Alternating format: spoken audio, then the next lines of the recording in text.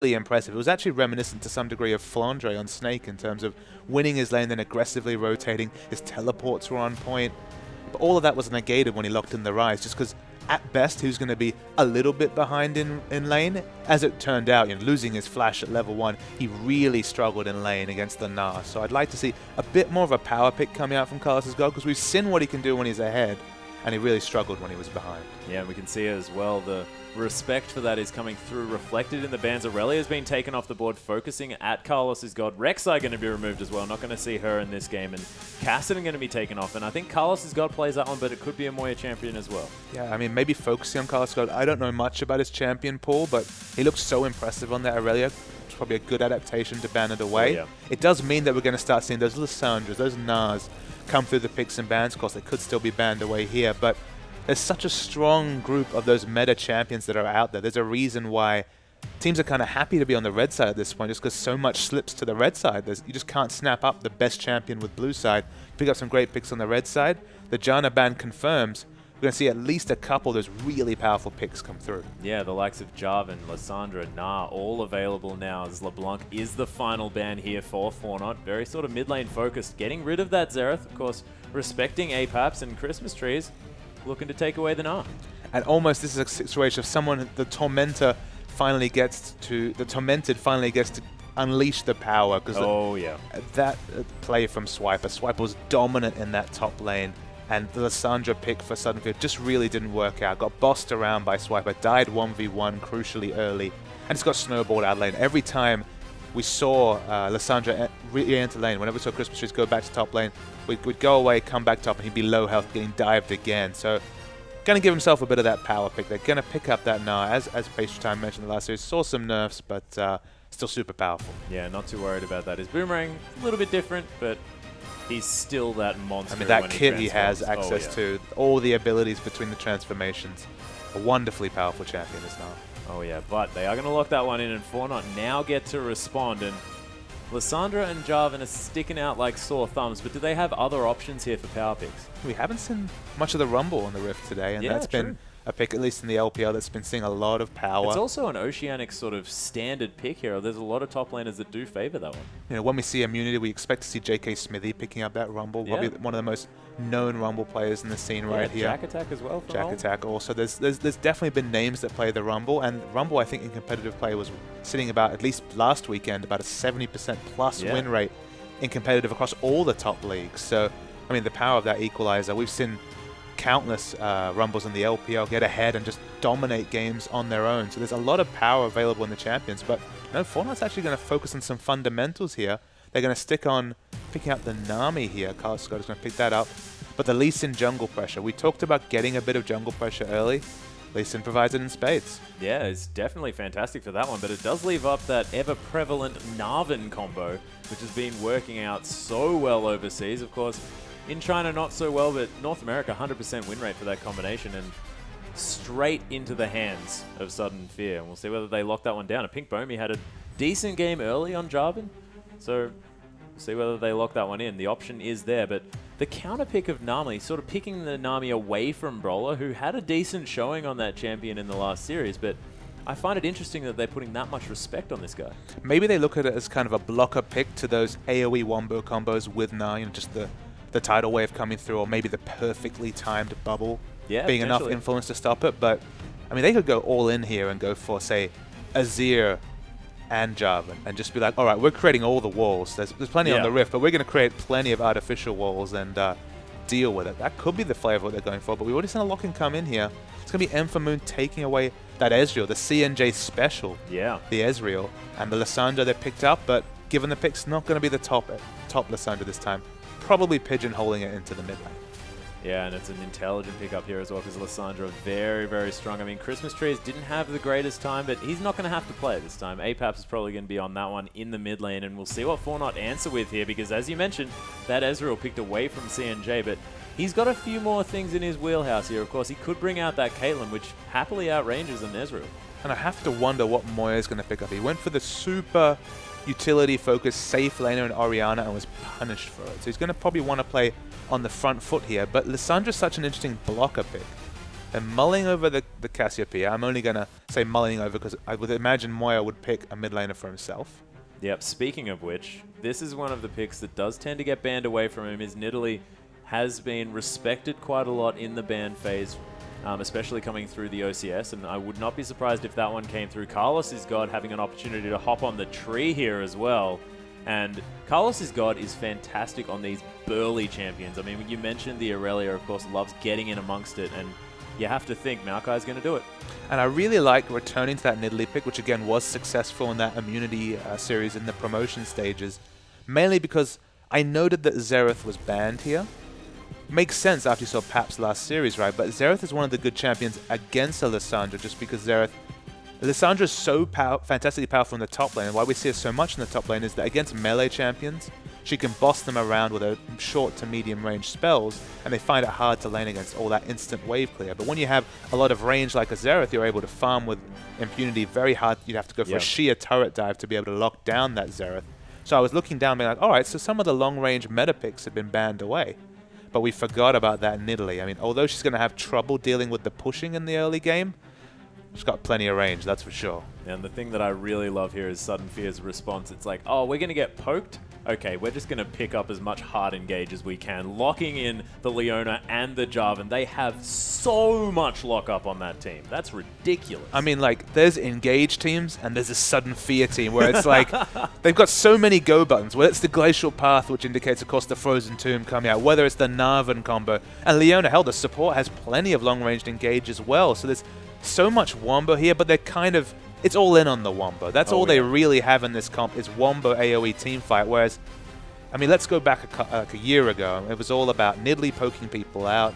And, you know, if this was a year ago, you'd say, all right, Sudden Fear are going to really struggle because whenever 4Not group up, they're going to throw the spears down, then take objectives. And while that could still happen today, obviously the flavor of Nidalee's changed a little bit since that time.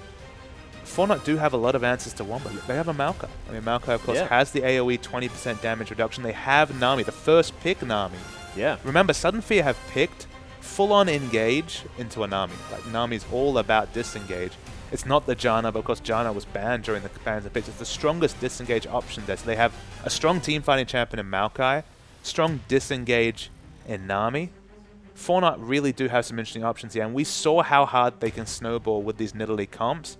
But they were also guilty of being over-aggressive. You'll remember that their Nidalee comp got way ahead, and then we saw Claire on Fizz almost wrestle the game back single-handedly, picking up a lot of kills because 4Not took a poke comp and was like, all right, we'll team fight, we're ahead. So they can make those mistakes that, you know, newer teams are always likely to make. But you have to say, the comps here are like about as polar opposite as possible. And as well, the thing that I really, really love about this Nidalee pick is if you get that Lee Sin gank to come through and land a spear, that Sonic Wave Resonating Strike for the finish is so terrifying to have to deal with. And when we talk about execution damage, that's basically a firing squad there. Yeah, two-man firing squad coming out. So, and it used to be the case, because many moons ago, you'd never want to gank a Nidalee lane because you didn't have the CC, still doesn't have the CC obviously, but you didn't have much execution damage. With the Hunted change, you know, once they reworked Nidalee, the burst damage at the end there, as you say, that combo is potent. Yeah, that takedown is named correctly, ladies and gentlemen.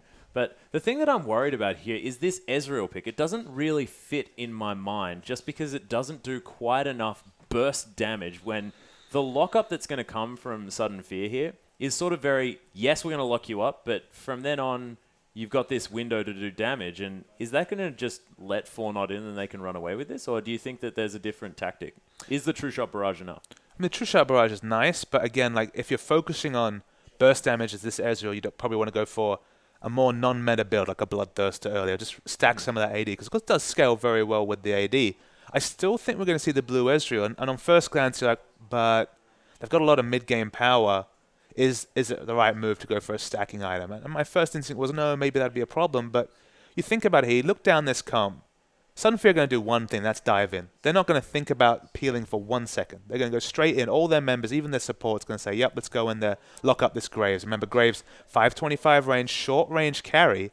Makes a lot of sense to have a lot of Wombo initiate against the short range carry. He has that quick draw, but of course, you know, once Apaps gets on top of you as Lissandra, he's gonna inevitably fall. So it makes a lot of sense to have hyper mobility from the AD carry, and there weren't really that many meta options available right here. So although they'll have Ezreal will go into a bit of a power trough. If he can get going, if we can see that 18 to 20 minute Iceborne Gauntlet, so he has the mobility to fend for himself and do poke damage, that's a really good thing to support the AoE wombo they have alongside. So I like the mobility because he's not going to get any peel, that's for sure. Yeah, well, that's the thing that I was just about to mention is the fact that, yeah, you're right. I mean, Leona's just going to be going straight in there, and Ezreal's going to be hanging out on his own, and it's a very sort of Chiefs-esque type playstyle as well, where they just leave Radiant on his own. No wonder Ezreal's his favorite champion, because Rosie's often right in amongst it, killing everyone. So I really like that tactic, especially paired up with this Leona. But it might be dangerous in the laning phase because he's up against a Graves here in the hands of CNJ. And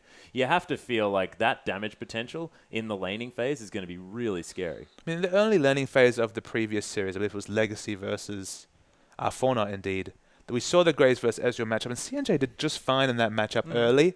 And then a couple of skirmishes changed lane, especially that late crit that got the first kill for Graves in that lane, kind of snowballed it pretty hard. But in terms of early laning, at about 8 to 10 minutes, they were equal in CS. So there is potential for Ezreal to do capably in that lane. I don't know much about Moon's ability on the Ezreal, so maybe he is able to really, like CNJ, go competitive in that lane. However, you'd expect CNJ as a seasoned Ezreal player.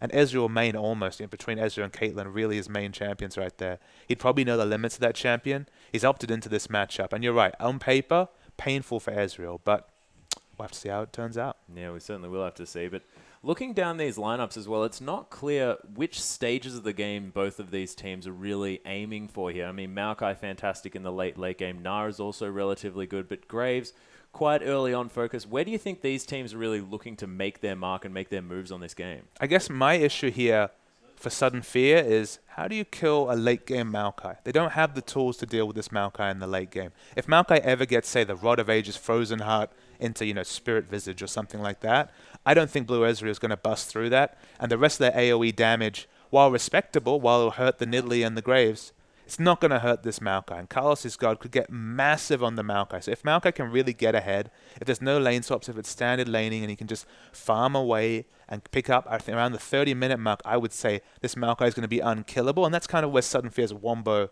stops. Because if he gets in the perfect position, 20% AoE damage reduction, and then the amount, with some cooldown reduction, the amount of lockdown and just how tanky this Maokai is going to be, if they can never get past this Maokai, and of course Ezreal has those skill shots, will have to hit the first target in front of his face. He's not going to be able to kill a late game Maokai, and that's where Sudden Fear will struggle. Yeah, that could definitely be rough. But if all of this engage does go down before Moya can land any skill shots around that mid-game, you could imagine that things could be looking a little bit better here for Sudden Fear. There's definite points of power on both sides. We're going to see whether 4Not can get some objectives early, because if they let all the objectives go to the mid-game wombo combo that we see on the side of Sudden Fear, they might struggle. But if they are able to get some objectives early and they're competitive against this team fight comp, then I like 4Not. So again, both teams have win conditions. Whoever can stay closest to them will win this game. Yeah, and we'll see what happens, because we are onto the Rift, ladies and gentlemen. Sudden Fear taking on 4Not. Both of these teams falling in their last matches against the big dogs, Legacy and the Chiefs, but now looking to pick up their first win of the OPL. And Sudden Fear starting on our blue side, but you can see already very defensive starts to come in, and it looks like we're going to have standard lanes. Yeah, we definitely haven't seen the flavor of early invading, looking for lane swaps. In fact, we've seen standard lanes across the board today. I think that trend will continue. We haven't seen too many lane swaps in the Oceanic scene, but maybe the first team that really starts to push the advantage of the lane swap will really get ahead in terms of the meta over here. But so far, we've seen consistent early fanning out, and basically dark jungles from both sides. Yeah, I find it really quite interesting that there has been a complete lack of any sort of attempted lane swap just because of how things went last year. I mean, there were lane swaps left, right, and center coming through from our players and all sorts of different level 1 strategies. But so far, it's been very defensive and very standard. Yeah, that's just been the trend so far. And look, it's a long league. We're going to see 14 games from each of these teams, so we'll see what metas come through. You'll remember that it just hasn't been necessary so far. Like, we've seen pretty standard lane. We've never seen any team pick into a counter matchup. There's been a lot of competitive lanes so far. Only really the Rise has super struggled so far. But look, standard laning starts up here, and we'll wait to see who comes out with the first points between these promoted teams. Yeah, we'll see who's going to be the first one to get on the board. And you can see Apap's already putting a lot of pressure on in this mid lane, as well as the top side of the map. Carlos has got going aggressive. have no idea where to look at this stage because everyone's punching each other, Papa Smithy. Yes, a lot of early trading. It's still a tank battle up top. You might be forgiven for not thinking that when you see the really small character model that is that mini Nah, but of course we know he'll turn into a late game brute. Yep, a really, really big Nah, don't worry. It's mini Nah for a reason. His Twisted Advance is going to come in here on top of Christmas Trees, getting punched as well. Does almost have that engaged come through, but speaking of engaged, Brawler on top of Zelda, he just gets obliterated. The Ignite, the flash from Moon here, as well as C&J trying to opt in for a trade, but he's getting obliterated. Brawler's right up in his face. Zenith Blade's up again. Shield of Daybreak surely going to be here. The heels popped though, and C&J more than happy to play up on these guys. And no secondary Ignite available there for Brawler, so weren't able to burst down the second target in C&J, but just really good usage of the level 2 spike right there, but Naya's coming in. He's coming in indeed. Level 3 now as well as C&J. Level 2 tries to come in. There's a quick draw to come down as well as Carlos has got trying to make some work up here on the top side, and Apaps and Moya fighting it out here in the mid as well. There is action all over the place. No kill's going to be coming down on that bottom side, but Apaps forced to use that flash. There's a takedown. Moya secures a kill as well. And that's the Moya we saw against Immunity. Very good 1v1 mechanics right there on the Nidalee. Apex had the glacial path available, but predicted that it would be smarter just to walk away, but he walked straight into his death. Yep, very unfortunate. And so far, both of these teams just coming straight out of the gates furious. You can imagine that these losses, the way that they react to them is by being more aggressive on the Rift. And sometimes in these situations between teams really looking for a win, we thought we might get a very passive laning phase as both teams built up to a late-game team fight, but thankfully we get the exact opposite here. Explosive action just from the start of this game. Yeah, and they really, really want to prove to everyone that, yep, that last game, that's not an example of what we're capable of, and you can see it already being demonstrated. And especially Moira, I mean, that guy had an awful time in his first showing and really now trying to prove to us exactly why they're here in the OPL. And each time that Sudden Fear has picked up this Lissandra, first time on Christmas Trees in the top lane, this time around, Lissandra in the mid lane here really struggled with that champion. The Glacial Path hasn't been the escape tool that we'd expect. And solo kills against Lissandra in both top and mid against Sudden Fear. Yeah, unfortunate here. This Christmas Trees could be aggressed on the top side. He's going to get that transform relatively soon. But there's a Twisted Advance coming in. Naya here not going to land the Sonic Wave. There's a nice bounce to come in here as well as he transforms. And he is going to survive this one. But Moon, he has a tier so incredibly early in this game. But worth noting, despite the fact that he picked up that first blood in the bottom lane, no attack damage or no real combat stats afforded by tier. But in top, Christmas Tree's in trouble. Yeah, a lot of danger. The Sonic Wave, there's a Resonating Strike. Naya just says, thanks for that, and picks up that kill. It's a nice use of that Glacial Path to get out of the way of the pounce. But he as did Apap's going to dodge the spear. It's worth noting, Christmas Trees had that pink ward up there, so he must have just not noticed the wraparound game coming out from Naya right there. And look, pays for it with his life, and he's going to struggle in this top lane now that Maokai's gotten going. Yeah, very aggressive Arcane Shift from Moon, trying to bait this one out. Apap's now going to use that Glacial Path to get to safety. Naya's all over this map at this stage, and very patiently a Pink Bomie's waiting for something to happen here on this bottom side. Just chilling out in that brush, maybe getting himself a drink, going to the fridge. I mean, you opt into this blue Ezreal, you opt into at least the Mana Moon. You are opting into a power chop. So it's an ironic situation that despite picking up first blood here, Moon has less combat stats than the Graves. Yeah, and there's actually a nice... Whoa, his quick draw just went for so far. Brawler couldn't even get the stun up there as Eclipse going to go off and he's going to lose those stats. But a Pink Bomie just unable to get that far into the lane. Yeah, but C&J is on Graves, who of course has that passive. The True Grit does give him the early magic resist to deal with the spells coming in from Leona's passive right here. So remarkably tanky, doesn't take too much damage, shrugs it off, and in mid lane, Paps is just having no fun. Oh my goodness, and yeah, this Nidalee is having a great time. A Pink Bomie as well, he can't go toe-to-toe as there's fights all across this map. Aqua Prison not going to land here, but C&J going to aggressively move forward. Eclipse going to proc. Moon trying to turn this one around, but he just doesn't have the damage with this tier. And every time Moya's able to bring out this Nidalee, it's a consistent trend of just surprising damage and skirmishing. He always hits those really difficult Nidalee spears and gets the trades in early and forces his opponent out of lane. He did it against Claire, one of the most hyped laners in Oceanic League. He almost takes out Bomie there as well. He's dominating on this Nidalee. And that would have been a kill there as well if that takedown had have come through. A decent flash coming through from a Pink Bomi to stop that one from coming down because, of course, the Ignite's still available there and no mana needed in that Cougar form. As we've just got tanks bouncing around in this top side. The Gnar actually onto Carlos' God. Gets a house thrown at him here as well, but Carlos' God pretty tanky at this point, and 4Not going to start off this dragon. There are multiple wards in here, though. There's the Glacial Path. There's a Frozen Tomb there. He's going to freeze himself up. The red team, 4Not managed to take down that dragon, and Zaldo's going to flash out of there. Sacrificing himself after picking up that objective is Naya, but the rest of 4Not are going to escape, and you could say that, you know, kill for a dragon going to go the way of the dragon. There was 3 flashing health bars there for 4Not. You notice down the mana there, no mana on basically anyone. That's why it was such a slow dragon. It was surprisingly slow dragon from 5 members coming out there for 4Not.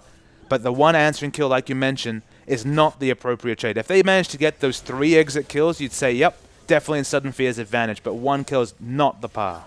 Certainly is. An Apex now trying to put some aggression on here in this mid lane as Moya doesn't have very much mana. Just going to use his E to clear out the last bit of the creeps, and Primal Surge still afforded here as he's going to hang around for another wave. But Brawler, he's hanging out. He doesn't mind which lane he's in. He's just wanting to get Relic Shield stacks. Yeah, no mana items at all from Moya here. He has all combat stats, and the difficulty there is that he needs to get into melee range to clear the waves without having any mana, so he's at risk of being dived by the Leona, but thankfully the pressure from Naya relieves the pressure in the mid lane. Yeah, not too bad at all. They're not going to spot out that pink ward there either, as Apap's going to pick up his blue buff.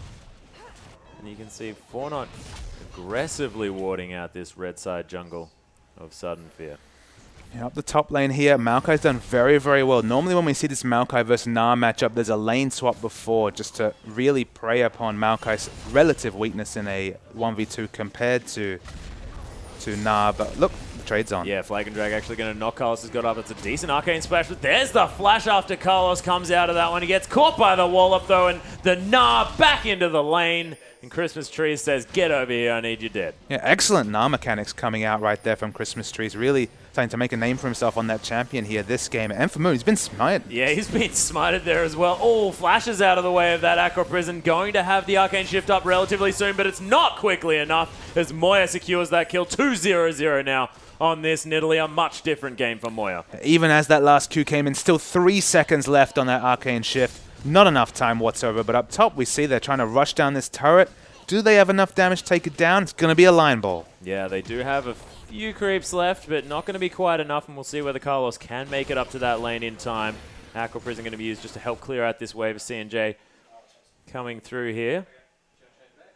But this bottom lane matchup, I mean, not going too badly here for Moon, as he's going to clear out a whole bunch of creeps with that True Shot Barrage. Oh, actually, Christmas Tree's trying to go for the turret here. Does transform the Wallop to come down, and he's just trying to disengage from this one, but gets slowed by that Arcane Smash. Carlos has got trying to chase him down, but of course, this Maokai doesn't have anything yet. Twisted Advance actually finds his target, but oh my goodness, he's just not doing anything. The Arcane Smash to come in as well. It's a decent passive. No! It's just so hard to cast that particular fight just because nothing really happens. I did like your attempt to put emotion into what is a very slow-moving tank fight in the top lane. But it was so surprisingly close on the Gnar right there.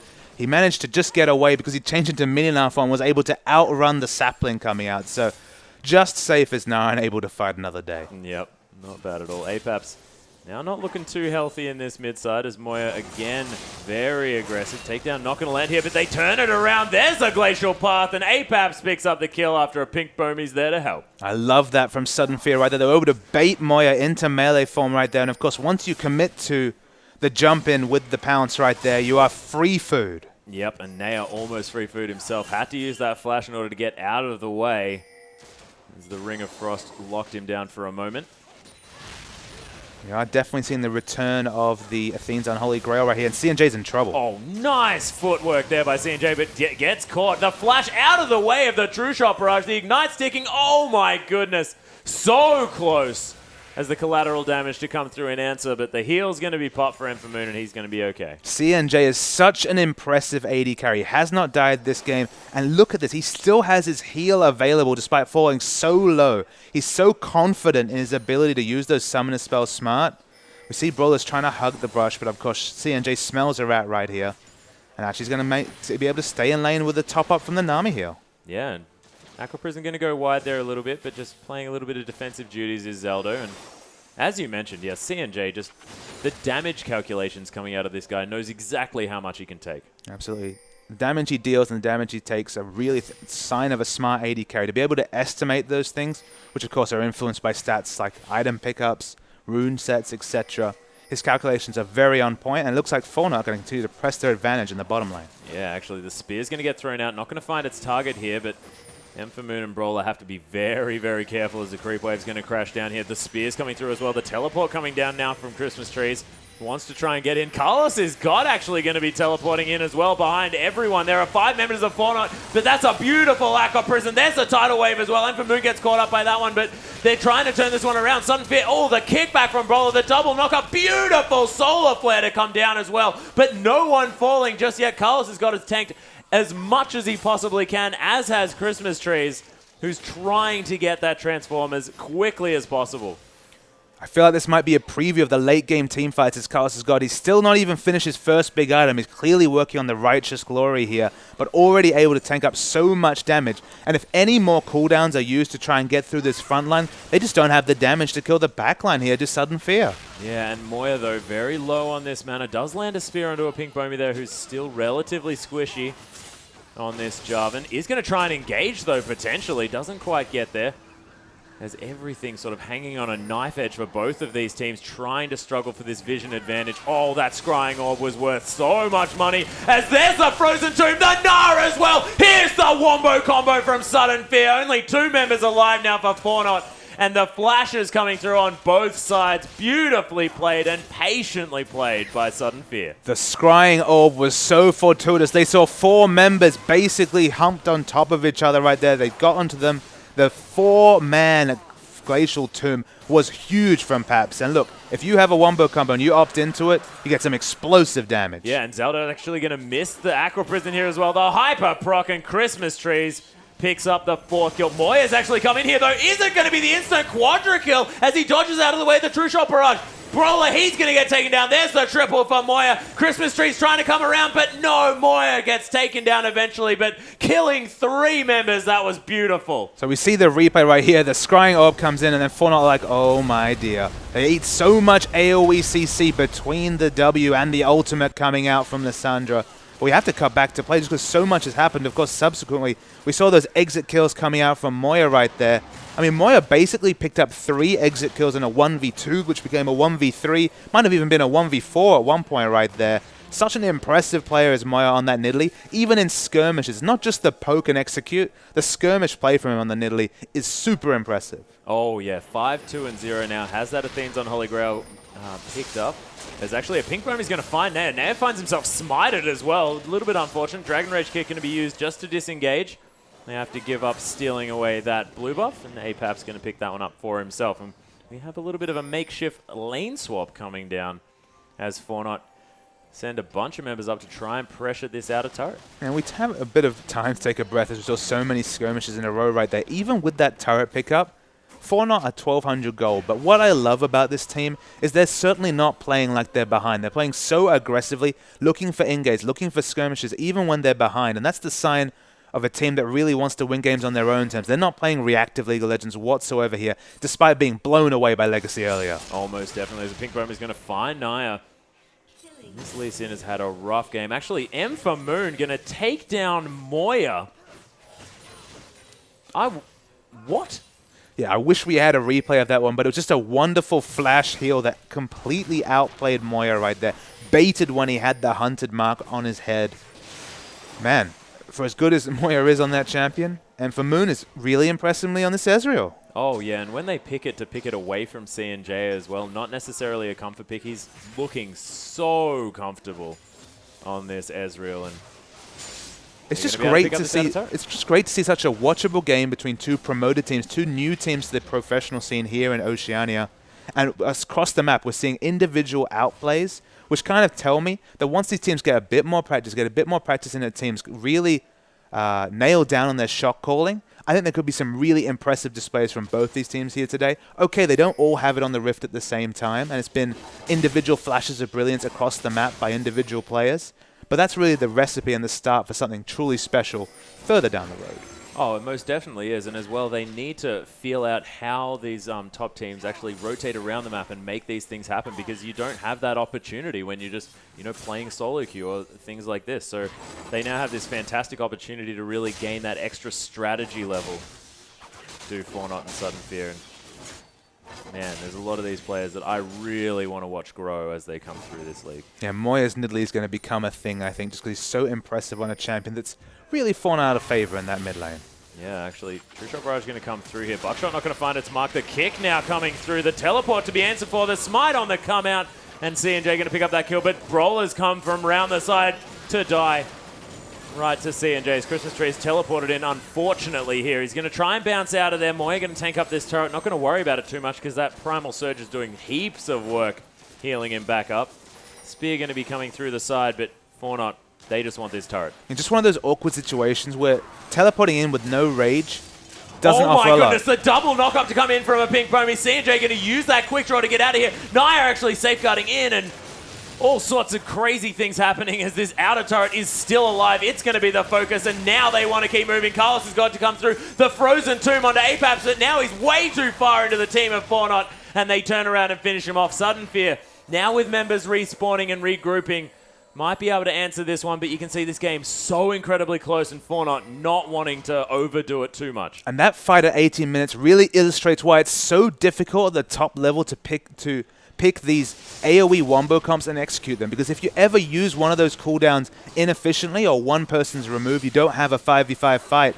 The result is it's such a far cry from the Sandra initiate we saw after the Scrying Orb earlier there. Just a really awkward situation where they had very important initiation cooldowns up, but they weren't all up at the same time. And when they're scattered over that long time period, 4Not were just able to pick off the frontliner every time. Yeah, it was not really working out here for Sudden Fear, but we saw exactly what happens when it does. And if they can get the vision in order to pick these ones off, then it could definitely be working out for them as we proceed past this mid-game. Pink Foamy just going to be clearing out his jungle here a little bit.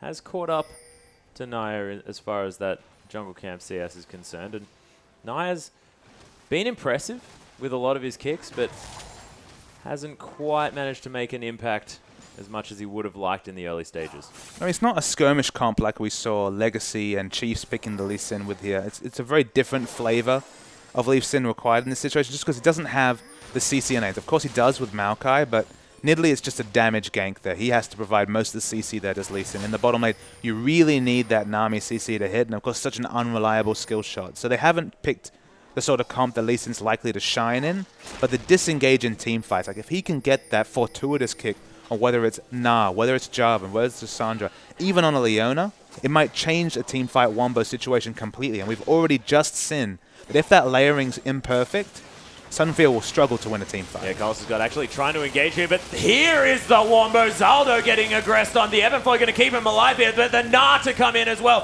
4Not's health bars are so incredibly low, and Naya is dead. CNJ has somehow managed to escape, but no, he hasn't, because Moon is going to follow him out of that one. And we were talking about this just moments ago. If that wombo actually works, oh, the steal of his own blue buff from Moya. That was beautifully done. Yeah, Nidalee there, really. Moya struggling in those jungle crevices to be relevant. Oh my goodness, the spear damage though, certainly relevant. Oh, most definitely. Do manage to pick up the second dragon though to Sudden Fear. We do see low health bars everywhere, so they have to be very careful with where they back right here. If Moya's interested, there is some poke and exit kills to be picked up, but maybe smarter to just push into this mid lane. Most definitely. He does have that blue buff available to him, so he's going to be healing up on this mana if he doesn't Primal Surge himself to death. Actually, that's the opposite of how that ability works, but he doesn't have too much of that mana left, so he needs another blue buff. He's going to pick that one up as well. Very early Snowball Aegis coming out of Bomi here at the 20-minute mark here. Second completed item after the Warrior enchantment on that jungle chilling smite right here. I do like it because there's a lot of latent AoE magic damage coming in. I mean, it just stops some of that long-range execute potential coming out from the Nidalee as well. So Maokai does the relevant base damages, but everything's going to be reduced by the Aegis. So probably a smart pickup. Yeah, does he want to be jumping onto CNJ here, though? I mean, it's an interesting question right there. It's just a situation that the Aegis obviously has a lot of AoE implications, so it's probably smart to just pick it up here. Of course, the Nidalee damage, the Void Staff's going to come in after that Death Cap. The damage is going to stick, but in this situation, you want to get it as soon as possible just to stop the siege potential that we know this 4-Not comp has. Oh, most definitely. And when you've got spears coming out of the likes of Moya, who is fantastic on this champion. We haven't seen sort of too many clutch spears, but was landing fantastic ones in lane in order to get himself ahead. And rolling out, Mobying himself into this lane, and you have to respect this Leona. The amusing thing to me that we didn't really consider pre-game is that the blue Ezreal, of course, we saw the Iceborne Gauntlet completed quite quickly. The Mirror Mana is already completed here. He does actually provide that consistent 30% AoE slow on the Mystic shot right there. So he does actually provide a little bit of setup CC, and the rest of his team has CC and spades. There is a bit of nice synergy there, and this is a snowballed Ezreal. Yeah, and you can see as well, oh, actually using that Locket of the Iron Solari just to get some extra shields here as a collateral damage to come down from C&J, just to poke them off. Has noticed that there isn't any sustain coming out of this side, and has decided, look, I'm just going to get as much damage as I can onto this squad. But there is so much initiation, they have to be so worried. They can never bunch.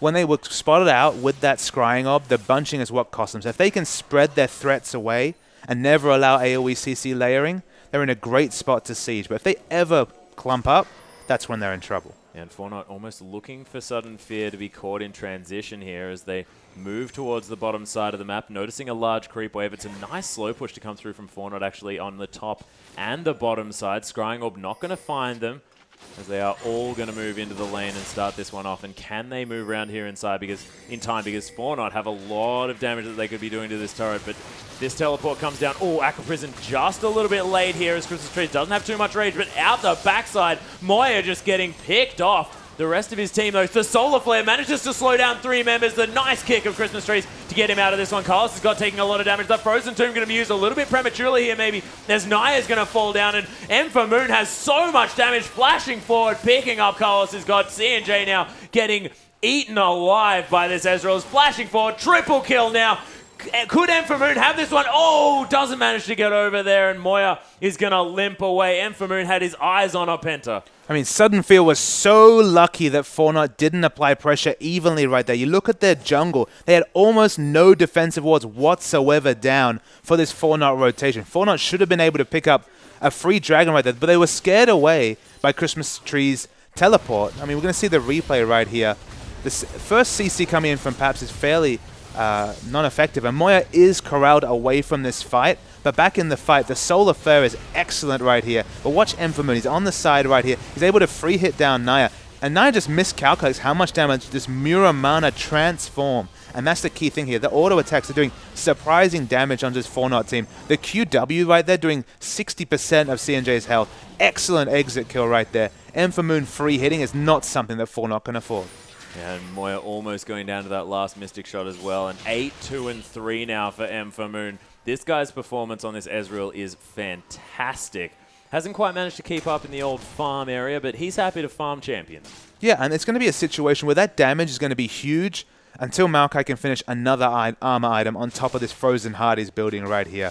He can't ever really just damage through a super tanky Maokai. Once he starts in the 300, 400 armor, you know, the Thorn Mail perhaps to supplement the armor items he has already, that's when the Maokai's going to become a huge force in team fights. But in a scattered fight like that, where people weren't fighting around their super tanky Maokai, 4Not will pay the price. And he doesn't even quite have his second item built up, as you mentioned, not quite having that Frozen Heart.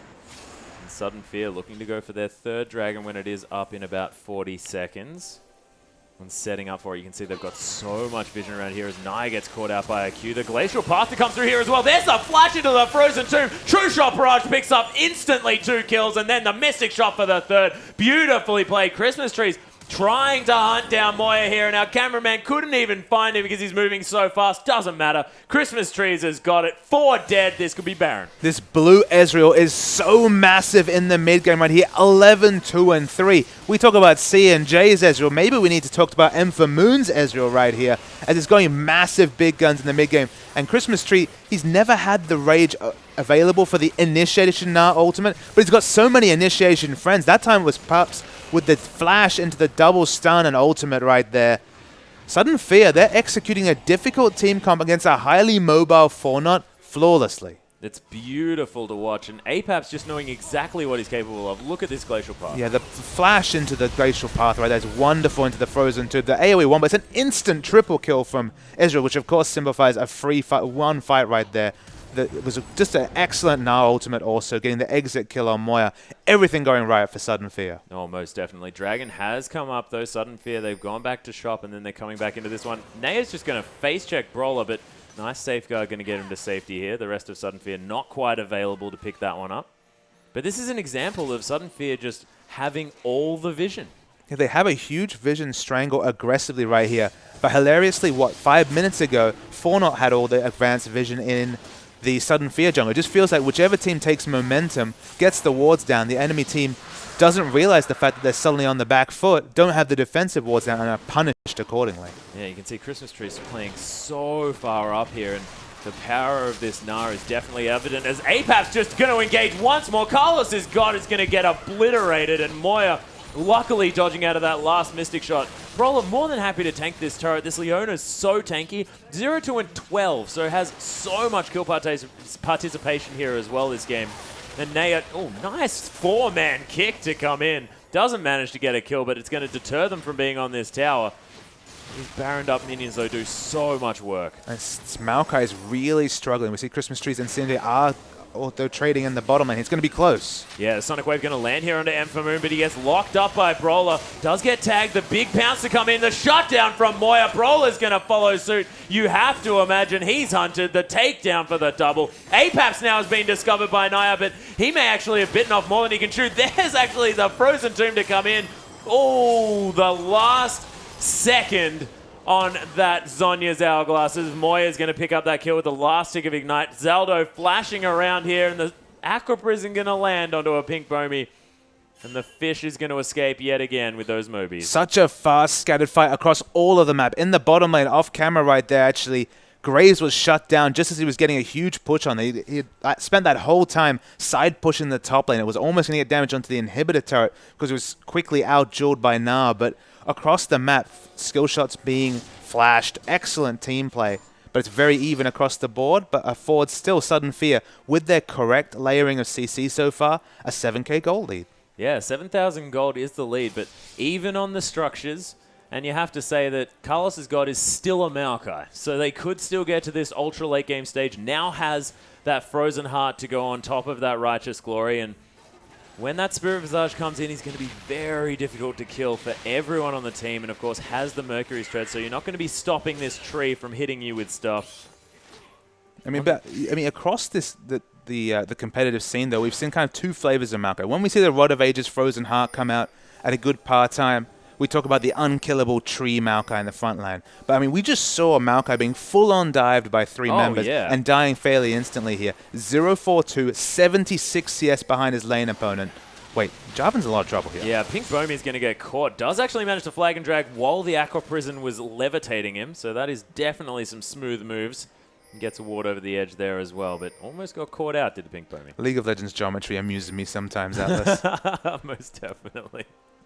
He's just swimming up in the sky over a wall. No problem. The Sky Dunk also coming out later, no doubt. One can only hope. As Red Buff is going to go over to C&J here in full vision of Sudden Fear. Not too much that they can do because that was about to fall down. And one thing that you have to say about C&J is he's kept that farm going. 267 now in a comparison to 220. So 47 CS in the lead. Not doing too bad, but had to forego picking up the Phantom Dancer in order to get an earlier Last Whisper. And it's a case that the kills here obviously are making up a lot of the gold difference between Ezreal and Graves. It's about 2,000 gold advantage for Ezreal despite the big CS deficiency. And the top lane matchup is where the big difference is at. Of course, Gnar is massive and Maokai, he's at the risk of looking squishy. Yeah, and here's the engage. There's a flash actually into all of that lockdown, and everything is going off right now. The Frozen Tomb to come down, and 4Not members are just melting left, right, and center. Amphamoon still at full health. There's the Scrying Orb. Moya, he's the target that Amphamoon's looking for. Mystic shot for the triple kill. Easy as you like, and C&J looking to try and just find a way out somewhere, and he thinks that it's via the inhibitor turret. But C&J, he is still trying to get that inhibitor. It looks like he's going to get it. Was that the teleport cancelled? Yeah, teleport was actually cancelled here just because Christmas Trees wanted to push even harder. They knew that Moon was coming down. Does, of course, have a lot of damage here, but C&J doing some work. Oh, my goodness, that was so close. He was able to answer that structure. They could continue to push, so maybe that was actually an intelligent cancel on the teleport. They will get the inhibitor here and not have to trade inhibitors. So that's important for Sudden Fear, because that will be a stolen inhibitor, you'd have to say, from 4Not. Oh, most definitely. I mean, they canceled the teleport just because Moon was so close. No need to bring that Nah down and just use him to secure that inhibitor. So Sudden Fear really turning it on. 10,000 gold now the lead. It's been the Moon show for sure. 15-3-6 and a 28-kill team. He is massive right here. And I remember when Blue Israel first entered the scene, people tried to struggle to classify, what is the power of this Ezreal? And the one thing you can say, obviously his poke is wonderfully strong. Applying the Mirror Mana and the Blade of the Ruin King, even the Iceborne Golem, all on that Mystic Shot. A lot of his damage comes out of his Mystic Shot. But the way that this Blue Ezreal scales in an interesting way is he kind of hyperscales in mobility. He has such a short cooldown on the Arcane Shift that he's able to influence these long, drawn-out fights. It doesn't matter how much gap close or mobility and Nidalee has, he's still able to be chased down by Moon between the Flash and the Arcane Shift. So he's just getting around these fights. He's being completely able to freely damage. He isn't eating any damage whatsoever in the backline right here. So credit to Christmas Trees and to Bomi for being a strong front line. But the damage from Moon cannot be ignored. Oh, most definitely. And Sudden Fear are far enough ahead at this stage as well that the initial Wombo burst damage is enough to put 4Not on the run. And then who else better than a Blue Ezreal to chase everyone down and finalize those kills? And as we just saw, as 4Not, they might be trying to engage the Tidal Wave to come through Christmas Trees. He's about to evolve, and there's the Nah straight into the wall. C&J's dead already. Zaldo's going to have to run. Everyone melting on the side of 4Not. Naya wonders where everyone's gone.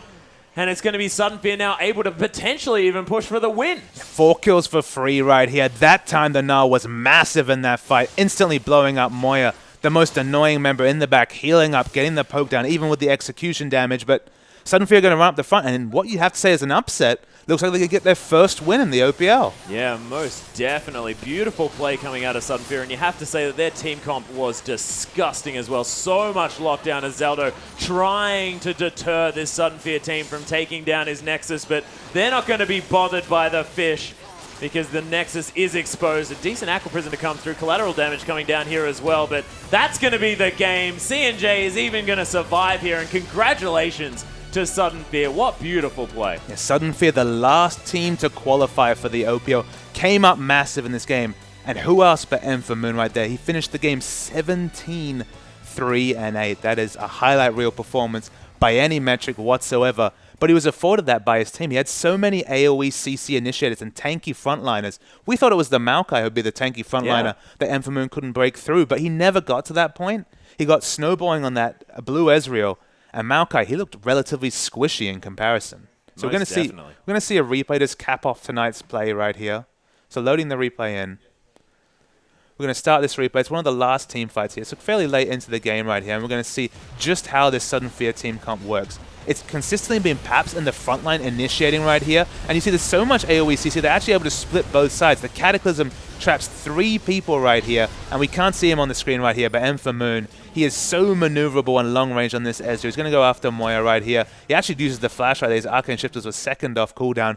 Got the exit kill right there. But the Blue Ezreal, in those kind of really unorganized, spread out team fights, his mobility was the key. He had the chase with the Iceborne Gauntlet. He had the cooldown reduction to ensure the, 3-4 second cooldown on the Arcane Shift.